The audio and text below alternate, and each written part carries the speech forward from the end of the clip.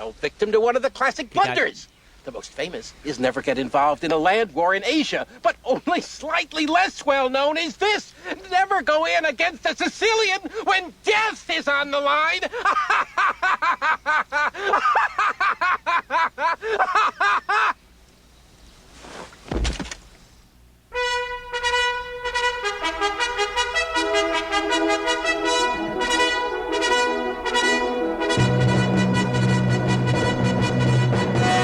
Good morning to the Merrimack Valley. Opa! As we celebrate Greek Independence Day this weekend in the city of Lowell, it's time for celebrations and proclamations as we welcome you to the best hour in radio, the JMac and the Bear Show. The JMac and the Bear Show is brought to you by Sal's Pizza, Salvatore's Restaurants, and Riverwalk Properties. I'm John McDonald Opolopoulos, along with the Bear, my co-host, George Zaharoulis. I'd like to welcome our in-studio guest, Tommy Bryne, frequent contributor to Saturday Morning Live with Warren Shaw, and of course, our frequent companion that represents Zen in our universe, Stacy, the radio goddess. Welcome, friends. Welcome. Morning. I encourage our listeners to call in at 978-454-4980 and talk to us live on WCAP 980 AM, where everybody gets it. Well, John, this is our 8th show. A show where week to week we discuss everything from Lowell and national politics to this week, Greek Independence Day. This bear stuff has got to go. Congratulations to the Tingsboro 8th grade girls travel team for capturing the River Valley League Championship. Congratulations, girls. You did a super job. Well, it is Greek Independence Day. And who or what is poking the bear? Well, what's poking me is that it is Greek Independence Day, and last week we talked about St. Patrick and March 17th. But I would like to go back in time a little bit and just kind of indicate that this day was picked, the March 25th was picked because it's significant. It's within the Orthodox Church, it's the Assumption, which symbolizes the birth. And now I'd like to go back to March 17th, and Tom Burns' uncle, Petros Mavromichalis, with the Maniatides, declared war It's possible. on the 17th of March, 1821, against the Turks. The Maniatides forced the Turks out of Kalamata, Messenia, on March 23rd. By the end of the month, all of the Peloponnese was in revolt. The Peloponnesians revolted, spread to Crete, Macedonia, and central Greece. The makeshift Greek navy prevented the Turkish navy in the Aegean from reinforcing the Turkish forces on the mainland. The cry of the Greek people was, "Give me freedom or give me death." Well, it just didn't happen. Many wealthy Americans and Western European aristocrats, such as the renowned poet Lord Byron and the late physician Samuel Howe, took up arms to join the Greek revolutionaries. So it was a team effort of the Europeans, and it's still going on as we speak. But this week, or this year, we're also dedicating our March 25th celebration to Reverend Anastasius Koulouris. Father Koulouris has dedicated his life to his country, family, and community. Anastasius served his country during the Korean War in the U.S. Navy and received an honorable discharge. Father Koulouris served 1996 as the deacon of Cranston, Rhode Island, and later priest at Laconia, New Hampshire, then at the Holy Trinity Church and the St. George's Church of Lowell, where he presently is. And that kind of brings you up to date. Now, on the 24th, we are going to have a little bit of a celebration for Father Ernie at City Hall. And on the 25th, we're going to have our parade that starts from the Holy Trinity Greek Orthodox Church on Lewis Street. We're going to pay our respects to the Veterans Monument that's at the corner of Broadway and Dummer.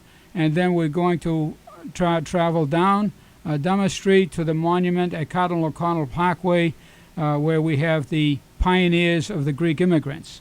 From there, we will go on to City Hall, where we'll have some speeches, we'll have some national anthems, and we will showcase some of our youngsters from the Hellenic American Academy with their essays, as well as little stories that depict this era.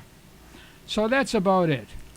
I was wondering, George, are you going to give your lecture on how the Irish are really a tribe of lost Greeks? I heard part of it last week. Well, I mean, if anything, the one thing that we did resolve, and George, you're more than welcome to answer that question, but we did resolve is that the Greeks and the Irish are banding together from this point on. I think they have for a while. Well, we're going to reassert that and reconfirm that and say that we're banding together. Well, I like history, as you know, yes. And I find his lecture to be particularly informative and quite plausible. He's told it to me a million times, and I enjoy teasing him about it. Right. But in his mind, somehow us Irish guys are a bunch of lost Greeks that ended up an island off the coast of Europe because we were off looking for stuff to trade or whatever. That sounds pretty... That's good pretty to me. positive. It sounds Yes. plausible. It sounds plausible. Yeah, I don't doubt that. No, it could have happened. I mean, it would explain a lot of things in my life. Right. Well, Yeah. we have so many things in common. We like to talk politics, Right? Like to argue. Yep. like to argue. Yep. Your love of Okay. lamb, John. I absolutely love lamb, and so do the Irish. Not the I. Irish lamb It's stew. mutton No? for us. Right? Well, And I'm not hey, it's still lamb. It's another form. Right, it's not for me. I love lamb. I love Irish stew with lamb, and of course, lamb on a spit with my good Greek friends. It's good stuff. It's good stuff. So, George, the activities this weekend at City Hall, proclamations, I suppose. What's the itinerary? Hopefully, we'll have a citation from the mayor, Yep. and we'll have a proclamation from the mayor on the steps of City Hall Yep. to the Council of Eastern Orthodox Churches, and that'll be given to Olivia Sintros. And we will also have proclamations, hopefully, or greetings from Tommy Golden, who will be representing Eileen Donahue. Hopefully, Peter Katusian will also stop in to say hello. And we will have the president of the Federation of Hellenic Societies as well. That's fantastic. We have put out an invitation to United States Senator Scott Brown, and hopefully, I have my fingers crossed, he'll show up and help us out with laying the wreath at the Veterans Monument. As you know, he's a veteran and he's a member of the military, and he's just a super guy. Well, he is a super guy. Would like to mention one of our sponsors. We have a new sponsor to the JMac and the Bear Show. They started last week, and that is my good friend George Barcelos at the Merrimack Street Convenience Store at 500A Merrimack Street in Lawrence, located right at Riverwalk Properties, for a great sandwich and a last-minute errand, or a chance to just grab one of those lottery tickets. Stop by and see George at Merrimack Street Convenience Store. Stacy. Thanks, JMac. I just wanted to add on to what the Bear was discussing, that as a proud Greek American, I invite everyone to attend the weekend's festivities. That's what makes Lowell a true melting pot, whether you're Southeast Asian, Irish. We celebrate everyone's heritage, and we really do invite everyone to attend and celebrate with us together. Oh, that's good stuff. Stacy has been invaluable, along with Vula Danis and Vula Ionidis. These girls, if they didn't help me out, I would be under.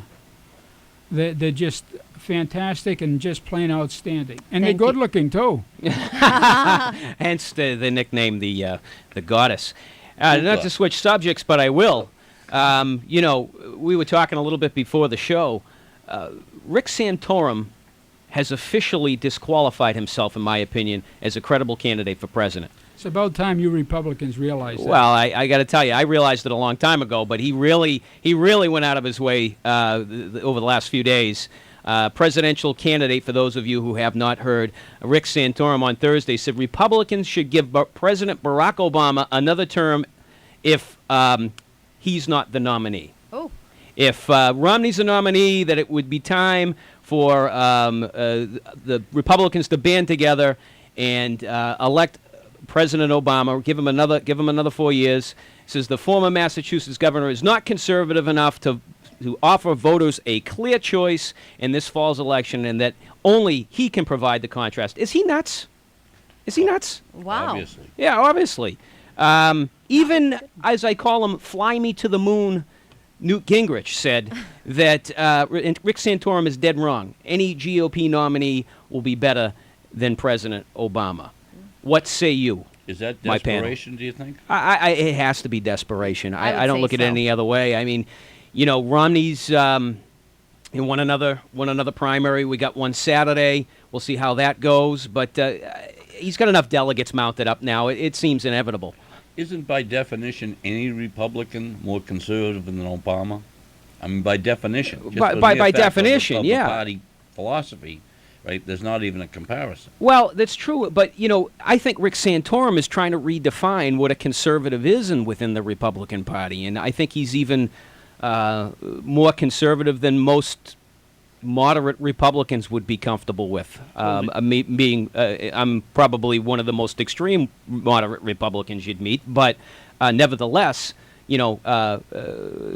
Romney seems to me like the clear choice. He's mounted a very aggressive campaign. He's beating Rick Santorum, and this is an act of desperation. Well, I would defer to your more, political expertise than me, but isn't it the center candidate that usually gets elected? The extremes don't get elected because they alienate a good percentage of the voters, no matter which extreme they're on. You're 100% It's the right. moderate ones Yep. that actually have a much better shot of getting elected because they can attract voters from both sides. Yeah, That's- you're 100% right. And some of the most successful presidents on both sides of the aisle have been due to their moderate, middle ground, reaching across the aisle type of attitudes. And one would be Ronald Reagan on the Republican side. He is, as much as some of these new conservative Republicans or extreme conservative Republicans harken back to the days of Ronald Reagan being a conservative. He was conservative, but he was also a moderate and was well known for working with both sides of the aisle. And then you have Bill Clinton on the other side. He was successful as a result of, until scandals Well, both took of those root. were- But, That it's... had nothing to do with his administrative ability. No, it had nothing to do with it. And the simple fact is that he was a successful president because he reached across the aisle. He worked with Republicans and Democrats. And a guy like Rick Santorum, I don't think, is capable of understanding that. He doesn't have a record of showing that. Well, the words conservative or liberal can only be defined according to what time period you're talking about. Right. They change over a period of time because people's views change. Yep. And what was conservative becomes moderate, or what was liberal becomes moderate, or vice versa. It changes. You have to take the time aspect of what you're talking about before the definition makes any sense. Well, it does, but the overriding, I think, definition or the overriding statement is that they worked with both sides. Mm-hmm. So, that I think that's the key, and I believe that's what's going to make a successful candidate. In my opinion, that has been one of the reasons why President Obama's approval ratings are not very, very good. Is it because he's perceived as being a president who is not working with both sides of the aisle, is not reaching across, is presenting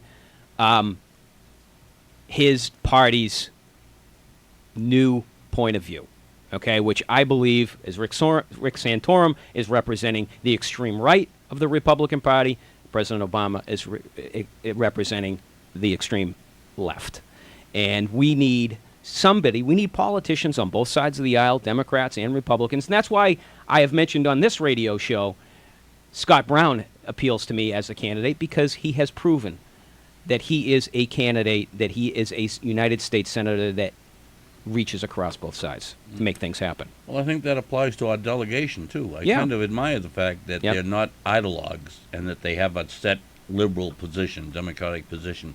They seem to be a lot more common sense and a lot more in tune to somebody who, like myself, you probably don't, but I consider myself a moderate. Mm-hmm. I do, right? yeah. And you can relate and see how they work, and it's appreciated, and I can see how it's helped the area. Yeah, absolutely. I look at Tom Golden, very moderate guy. I look at Kevin Murphy, very moderate guy, a common sense guy. There's just a Dave couple. Nagle. Dave Nagle's a good example. Oh. There's a couple of guys. All of them. We're fortunate that they demonstrate that. But Massachusetts is a bit of an anomaly. Republicans are like palm trees in the desert when it comes to the delegation, and so but it is good to see, whether it be Democrat or Republican, that we have a delegation that works very, very well on both sides. They were well educated in Lowell. Yeah. By some super teachers at the high school. Did you have any of them? I had Marty Meehan, actually. Oh, right? see, I there can't you take go. credit for that, but I did have him in class. Oh, okay. Right? I took Marie Sweeney's place. She left to have a baby or something, and I took over a class. Well, that happens. Yeah. Happens. So but that's good. So I think it's again, I look at it as it's automatically has disqualified himself. But I would like to take a moment here and welcome a very special guest who I think has some pretty incredible news. The president and CEO of Watermark is online. Watermark is one of Lowell's growing businesses and has all of a sudden been the recipient of yet another award in business. Mr.